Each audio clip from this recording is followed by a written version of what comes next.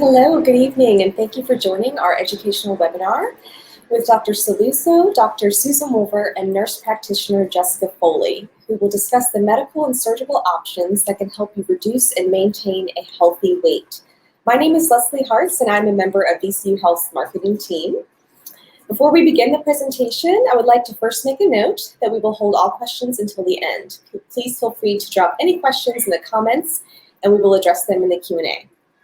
First, I'd like to introduce Dr. Jennifer Salluzzo. She specializes in minimally invasive surgical procedures, one being bariatric or weight loss surgery, which helps those struggling with severe obesity. Dr. Salluzzo also leads our hernia program, a collaborative and multidisciplinary team of physicians across the health system who work together to treat basic to complex abdominal wall hernias. Dr. Salluzzo attended medical school at Tufts University School of Medicine and completed her residency, internship, and fellowship at Yale University School of Medicine. Jessica Foley is new to the VCU Health weight loss surgery team, and she's a nurse practitioner who specializes in immediate post-operative care of bariatric surgery patients. Prior to joining the team, she worked as a registered nurse in the Division of Acute Care Surgery at VCU Medical Center. And lastly, Dr. Susan Wolver is the clinic director of the VCU Health Medical Weight Loss Program. She received her medical degree from Wake Forest University, and after 10 years in the military, came to VCU School of Medicine for a residency in internal medicine. She has been with VCU Health since 2006, first as a primary care provider, and now exclusively as an obesity medicine specialist. Thank you, doctors and Jessica, for joining us today. I'll now turn it over to you.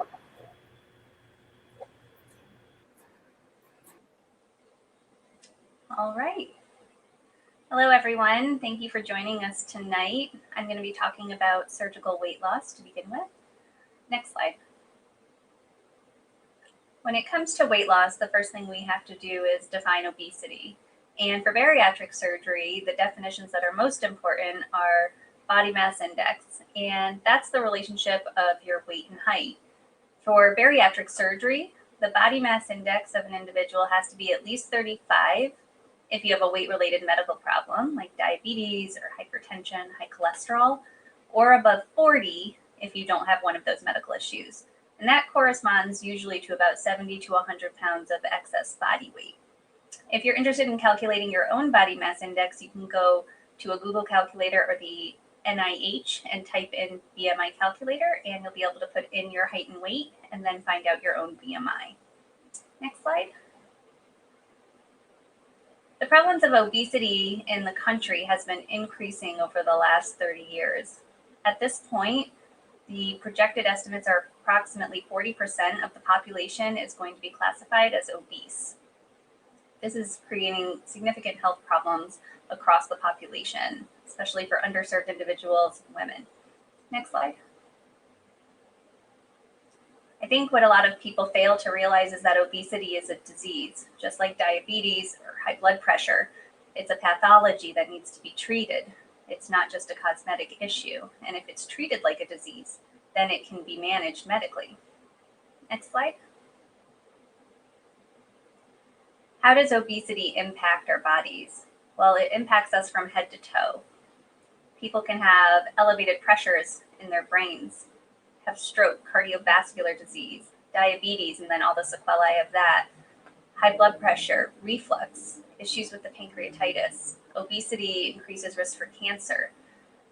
A lot of people come because they have joint problems and they want to be able to run around with their kids or grandkids, but they can't because they have issues with their knees or their hips. Gallbladder disease, issues with fertility, lung disease, and liver disease. Next slide.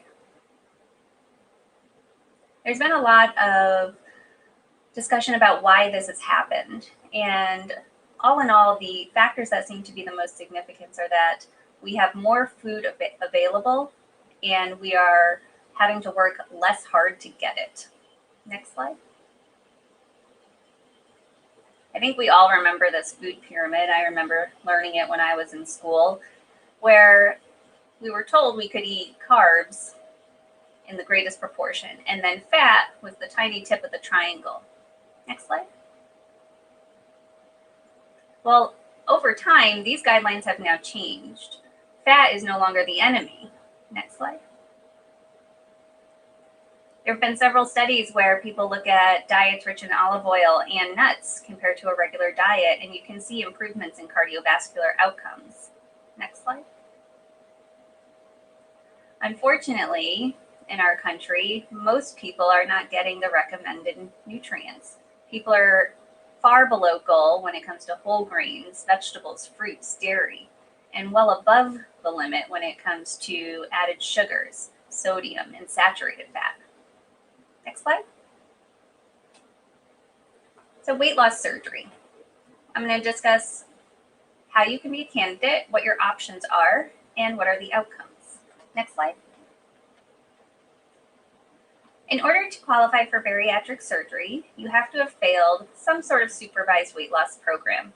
Now, that doesn't have to be a formal program. It can be discussions with your primary care doctor or an endocrinologist. It just has to be documented that you've tried to lose weight in the past and have been unable to do it, or you've regained the weight.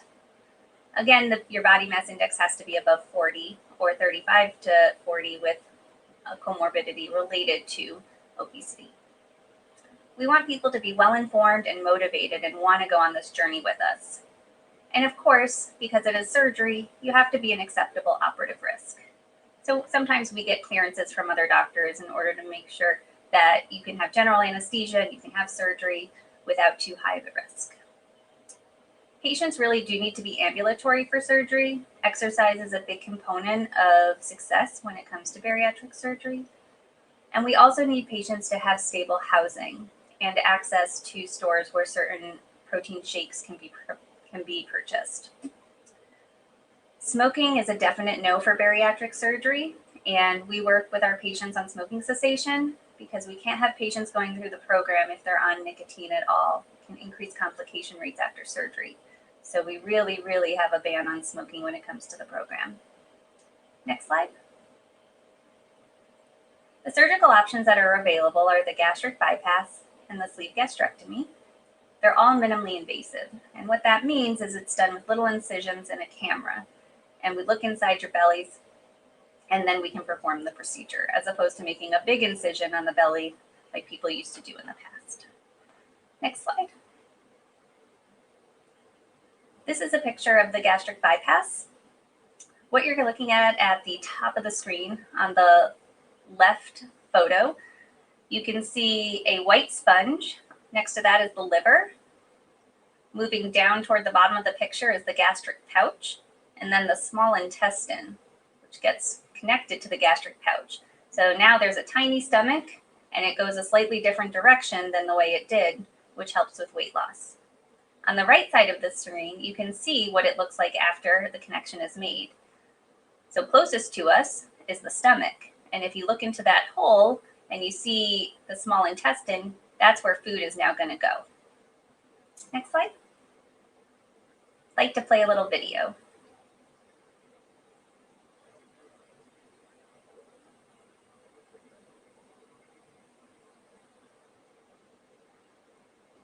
Right, so here you can see that little incisions are being made, and these are called ports.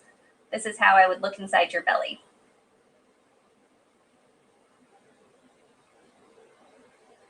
I use really long instruments, and that helps me work with the stomach.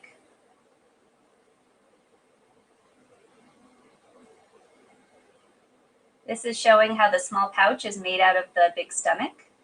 The big stomach is left in place. And then a piece of small intestine is brought up to the little stomach. Food is now going to go in that direction.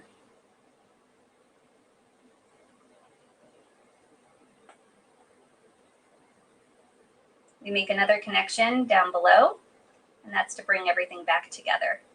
As you can see, food is going one way, and bile from the liver is going a different way. And all of this works together, restriction and malabsorption, to help you lose weight. Next slide.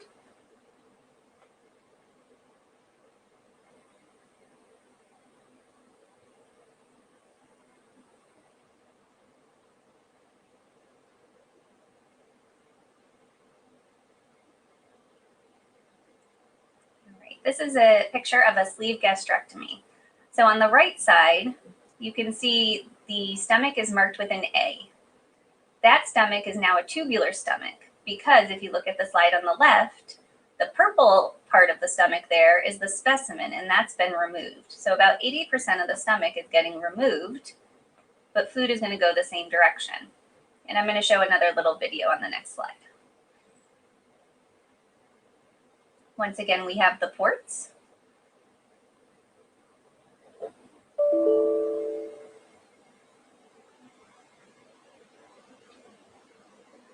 Maybe it might not work.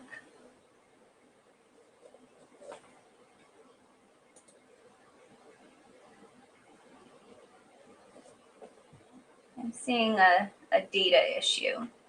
So, but that's no problem. We can just go back to the picture for a second, and then I can go through the surgery in a little more detail.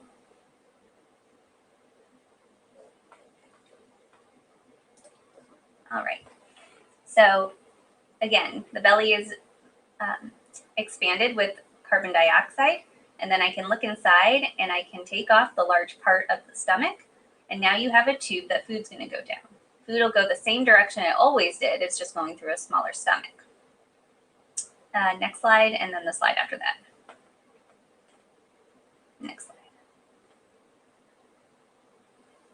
I think a lot of people get concerned when they think about surgery because surgery is risky. I'm going to talk a little bit about the perioperative and long-term complications, but overall, bariatric surgery is very safe. Next slide. If you look at this screen, it's a little bit busy, but these are the most common complications. And as you can see here, all of those percentages are very low. In fact, when you compare these to taking out a gallbladder or an appendix, these are lower.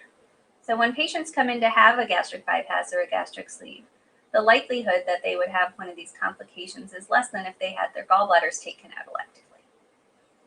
Next. This is showing what weight loss looks like over time. So as you can see, initially people do drop a lot of weight, and over time some of that weight will come back, but there definitely is long-term weight loss. And we help our patients, if they have any weight regain, help to get back to their baseline. Next slide. And why is this so important? Well, bariatric surgery is associated with long-term survival. If you look at that graph, the blue line is patients who qualify for surgery but do not have surgery, so they're the control. And then the yellow line is the surgical patients. And you can see that the surgical patients are living longer than the control patients. Next slide. The last thing I'd like to discuss is the endoscopic sleeve gastroplasty. And this is a procedure that we've started offering at VCU. It's not for everybody, but there are certainly people who would qualify for this surgery. And it offers an option for weight loss for patients who wouldn't be surgical candidates from a risk standpoint. So when we talk about the sleeve gastroplasty, it is an option, but not necessarily an option for every individual, something we would have to discuss in person. Next slide. This is going to show the sleeve gastroplasty. A camera is brought down the throat and into the stomach, and then special needles are used to close part of the stomach from the inside. So instead of removing that big floppy portion of the stomach, we're excluding it so food can't go there.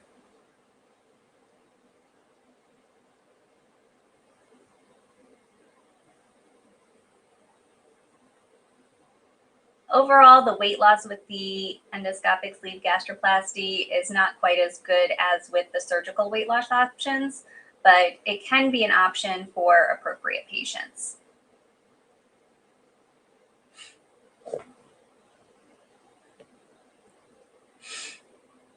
As you can see, the area where in the stomach where food can go is now becoming smaller.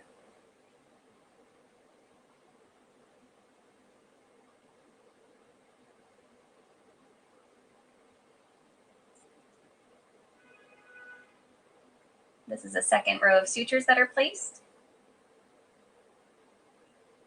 And we try to recreate the tubular structure that's created by the sleeve gastrectomy surgically. Next slide. So in conclusion, we've discussed all of our weight loss options, and I think weight loss surgery can be really a wonderful option for patients who are motivated, who qualify in order to obtain substantial and long-term weight loss. Next slide. But this is a tool, just like many other tools, and it has to work in conjunction with exercise, diet, and healthy choices. We want people who are committed because we're committed to helping you and getting you through the program. And this is definitely not the easy way out. It's a long process and we're there with you the whole way, but we do require that commitment in order to get you there and get you successful with your weight loss journey. Thank you. I'll pass this on to Jessica Foley. Hi, everyone. I'm so excited to meet you all. My name is Jessica, and I am the nurse practitioner for VCU's bariatric surgery clinic. And so I'm actually new to the weight loss team. However, I have worked as a RN prior to getting my nurse practitioner on the acute care surgery unit at VCU. And that is the unit that actually specializes in the immediate postoperative care for bariatric surgery patients. So what's really cool is I kind of have a unique perspective of seeing that on the inpatient side of what the inpatient stay would be after surgery, and now getting to care for you guys preoperatively and postoperatively and long-term bariatric care in the clinic as a nurse practitioner. Some background on me. Nursing was my second degree. My first degree was molecular biology with chemistry and psych at Christopher Newport University. Then I decided to go into nursing, do kind of a change. And so I went to VCU and did their accelerated nursing program. I've stayed here in Richmond ever since. I've decided to go back to get my master's degree with family nurse practitioner. I wanted to do the family route, but my heart was always in specialty surgery. And so when the opportunity presented itself, I took the job with VCU bariatric and GI surgery. I'm very happy to be here. So next will be Dr. Wolver.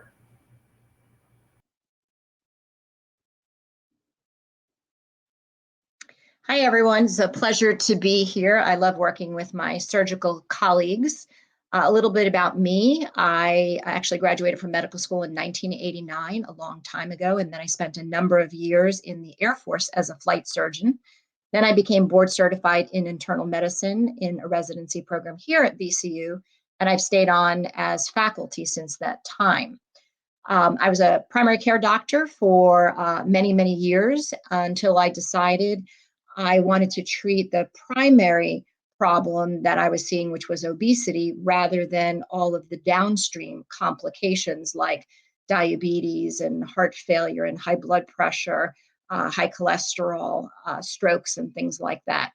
So I got myself board certified in obesity medicine and started in 2013, the very first medical weight loss program at VCU. Next slide, please. And we have a wonderful team here. We have Tasha Klingenpeel, my nurse practitioner that's been with me for a couple of years, and our brand new nurse practitioner, Claire Doherty. And we have a wonderful scheduling coordinator who is the very first point of contact for our program. That's Linda Hinnant. Next slide.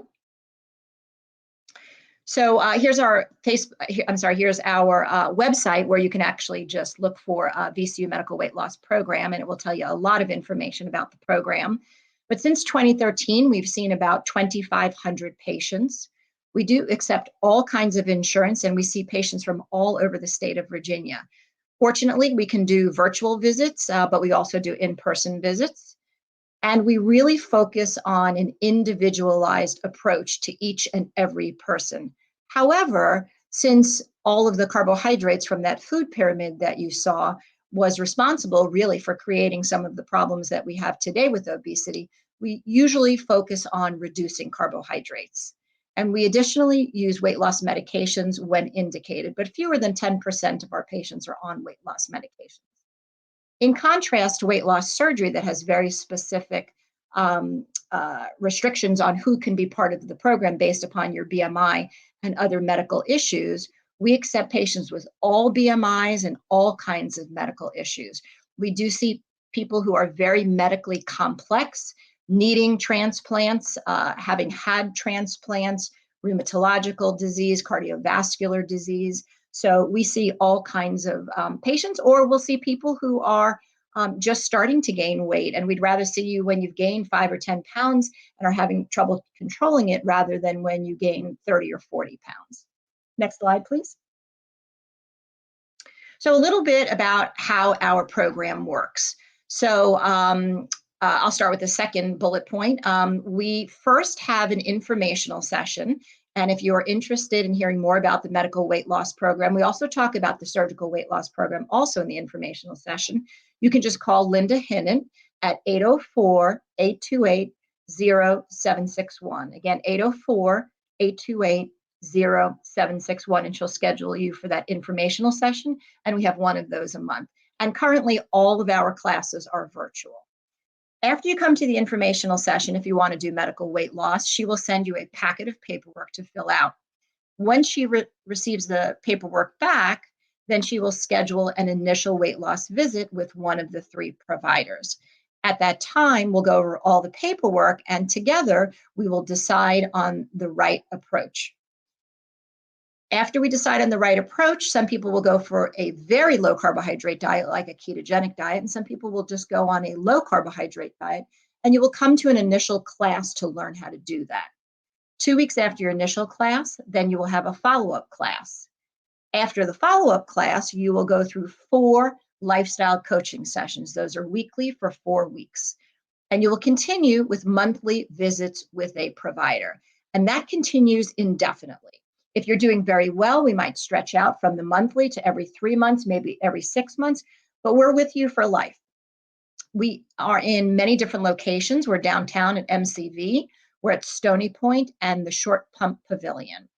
We have a private Facebook page with over 2,000 members, which is a very, very important part of our program, where we post things like recipes, educational information, and group support. Like I said, all the classes are currently virtual. And if you go back now to the top bullet point, we have a lot of community activities, of course, more so when we don't have the pandemic. But we have things like Shop with the Doc, where we go up and down the aisles of the supermarket and look at all of the different products and read the labels and decide what's good to eat, what's not good to eat. We do a lot of the races around town where we walk them. And we, in addition to having monthly virtual support groups, pre-pandemic, we actually have in-person support groups where we go to a restaurant that makes a special menu for us that features low-carb items, and we usually have guest speakers. Next slide, please. So we frequently say that weight loss actually happens from the nose up. Just like Dr. Salluzzo said, it's about changing your behaviors, changing your thoughts, changing your habits. And that's not the easy part, really. And so we help you along with that with lifestyle coaching with Dr. OT. And then we also have 2 health psychologists that also work with the bariatric surgery team, Dr. Islam and Dr. Hayes.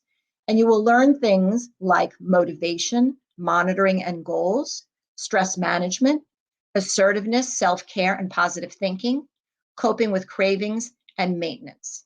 And again, to go through this process, we also have an accountability buddy program. So you can partner up with other people in the program so that you always have somebody to talk with and to support you through the journey.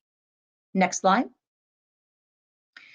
Our program has been very successful. 70% of the people that come to us on insulin are actually able to stop insulin, and 86% are able to reduce or stop insulin. People have decreased their blood pressure medicines, stopped CPAP, stopped oxygen. Everyone gets an increased ability to exercise and feel well. Some of our patients have lost over 200 pounds. We have many people that have lost over 100, but at least 2 out of 3 people lose 5% of their body weight by 3 months. And it's actually the first 5 to 10% of body weight that is the most physiologically important in helping you to regain your health. Next slide. We've had a lot of awards. Last year, the Richmond Times-Dispatch Best of, we won the best local weight loss program.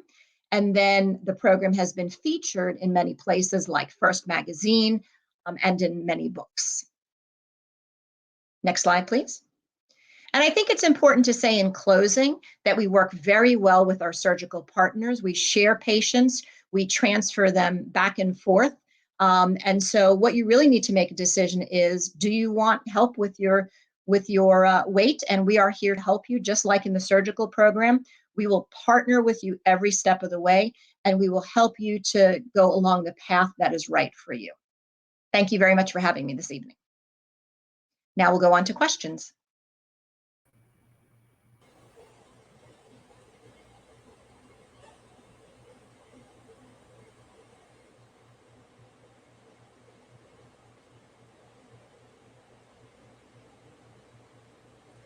Does insurance typically cover weight loss surgery?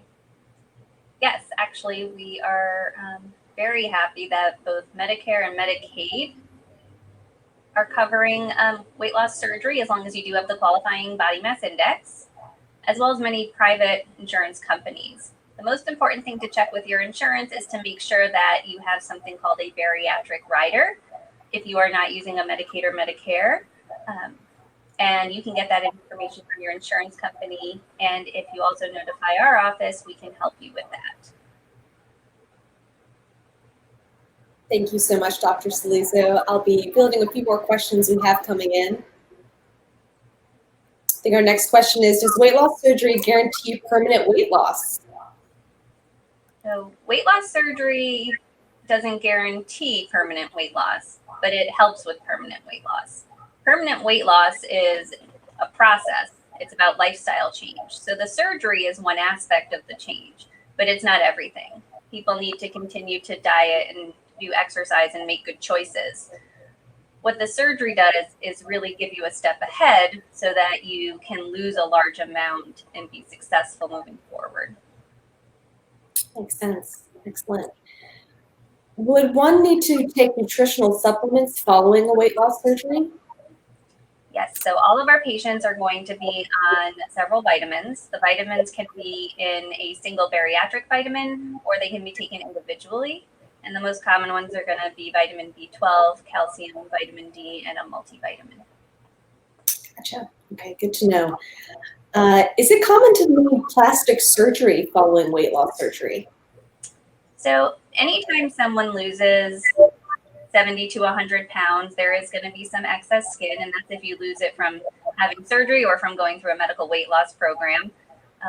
The majority of people, I would say, don't go forward with plastic surgery. If people are interested, though, we can certainly provide referrals. It is typically not covered by insurance. Very rarely will we get partial cosmetic procedures covered, but I would say in general, it's going to be an out-of-pocket expense. But I do have some people who are really interested in it, and when they lose their weight and they're happy with their goal weight, they will pursue it. And plenty of people who are just happy that they're off medication and moving around, and the extra skin doesn't really bother them very much. Okay. So now, if I've been exercising for months and I'm gaining weight, or someone asks that they've been exercising for months, they're still gaining weight, why is this? Maybe this is a question for you, Dr. Wolver. Sure. So one of the things that we've unfortunately taught people in error is that eat less and move more, and somehow the weight will come off. Unfortunately, that doesn't really work. Exercise is very, very important. It's good for your brain, it's good for your heart, your muscles, and your joints. But it's actually been proven that exercise for most people does not help them lose weight. In fact, for many people, it will make them hungrier, and so they will eat more. So although exercise is important, the main way to lose weight is actually through changing diet. Okay. If I wanted to get started changing my diet, what would you recommend? So the first thing I would recommend is actually learn to read labels. And that will happen in either the surgical or the medical weight loss program. We will spend some time teaching you about nutrition and how to read labels and looking at ingredients and looking for hidden sugars and things like that. So after this, if you're interested, go to your closet and start reading the labels, looking at the carbohydrates, looking at serving sizes, and start knowing about what you're putting in your body. If you wanted to start with changing food, I always recommend looking at liquid calories. So getting rid of soda and sweet key. And believe it or not, juice, and most adults don't need to drink milk. So we get a lot of calories, and smoothies, unfortunately, that's another thing that we have unfortunately told people is healthy. We have whole stores that crop up around these things, but some smoothies can have upwards of 100 grams of carbohydrates.